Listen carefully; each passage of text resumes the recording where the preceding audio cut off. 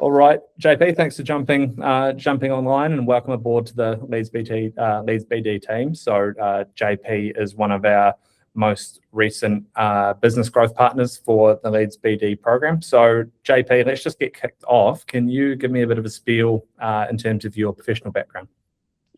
Yeah, sure. So I started my career in the ag industry way back in the mid-90s. So that was initially with a fertilizer company, then moved into animal health with a variety of roles in that industry. Moving through into the veterinary, I've been a CEO for the last 14, 15 years.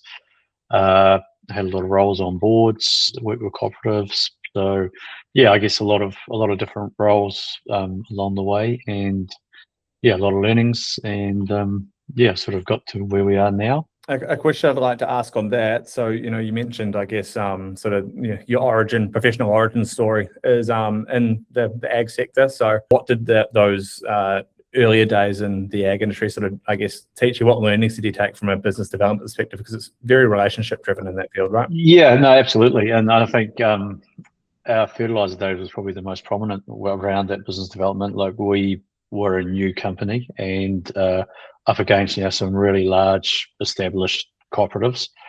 So just how you went about the business development, you learned pretty quickly that it was more about an ongoing process of sort of building those relationships, working on the relationships, and then I suppose the rewards come out down the track.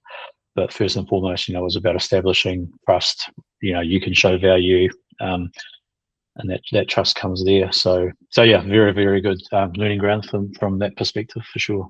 Yeah, and as you said, moving more into the tech side. So again, with that business development hat, are some of those, I guess, core tenets universal in your eyes, or do they? Absolutely. Yeah, I think it's very universal. I mean, the similar thing with the tech guys, like you've got to show value and trust. Like, people aren't going to spend $200-300 grand on you if you don't have that relationship in place and whatnot.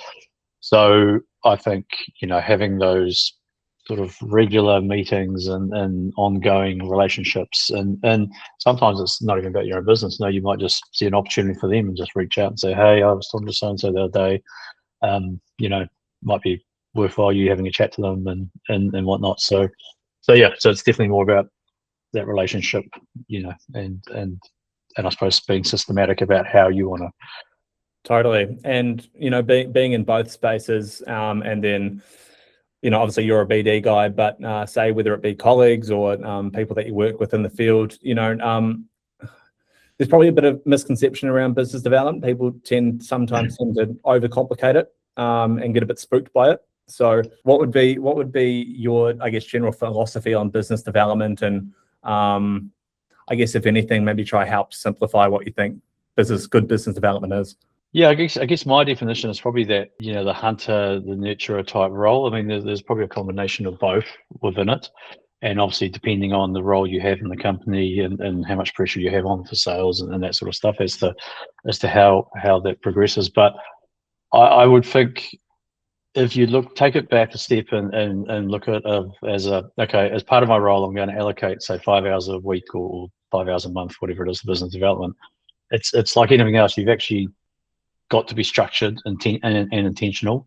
You've got to get a process underway, and you've got to know what sort of outcomes you're after. So it's not a personality type thing. It's not a gift that some people just go up and meet people and all that sort of thing. It's definitely about a process and being disciplined.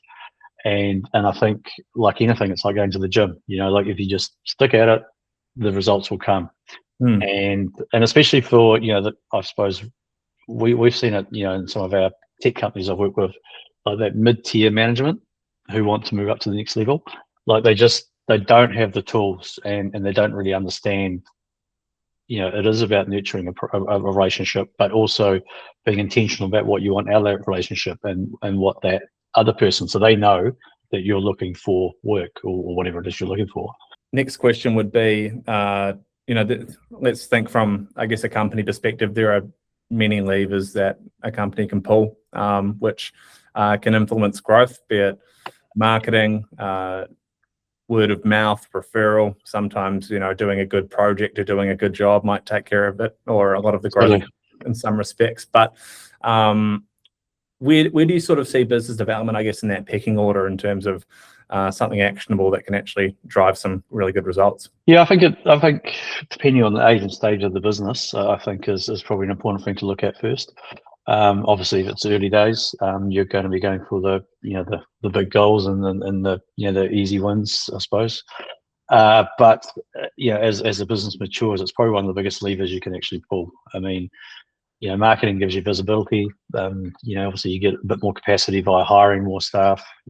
Operational improvements give you efficiency, but and all those matter. I mean, without a doubt. But I think none of them are bringing in new clients on their own. I mean, a lot of them rely on the founder, and they need more. As those businesses grow, you need more people doing those tasks, because one person, you just can't rely on that one person. And I suppose with BD, it sort of compounds as well. It's definitely a compounding activity. Like marketing, you'll do promotional stuff, and then that's sort of one and done. But with BD, if you've got a good system and that in process, it just compounds. So yeah, I definitely think it's probably one of the best levers you can pull in terms of growth for the business, and also giving that business, I suppose it's a confidence in the growth they'll get, because you can see that the networking effect happening. The final thought on that being, we do see in real time a lot of bottleneck with one or two key drivers of growth within a company. Really hard then too, isn't it? Because they get busy doing work, and then the business development function actually falls off within that company. So if you've got some of the up and coming or other principles of the business, driving that as well, it certainly, helps to reduce that bottleneck, doesn't it? Yeah, totally. And, that's a really good segue into sort of why Leads BD exists, is to get that external third party to come in and help essentially upskill and generate those systems for other people within said business to create that compound growth. So you're jumping on board. What I guess you excited about from a BD perspective, working with businesses like you've described to create that compound growth? Yeah, I think it's because it's probably not even a talked about art in a lot of sense. Like a lot of people, there's lots of marketing courses and there's lots of sales courses and all that. But I think over time, we certainly, once you understand businesses and that, you sort of realize that that's actually one of the most critical functions, and it is a bit of a combination, and it probably is a bit of a dark art. So actually being able to show people a system and a process that's not going to take away a lot of their time because they're busy. It's just about implementing small steps and slowly growing that out, and that sort of snowballs and compounds. So I think the cool thing for us as business growth partners is that there's actually, you see someone who's got this vision of business development as this guy with a amazing personality, and can talk to anyone in the room and all that, but it's not actually that. It's actually back to the system and the process. So once they can actually undertake that and they start seeing results, that's a pretty cool thing for us to help assist them with, in terms of being a growth partner. Yeah.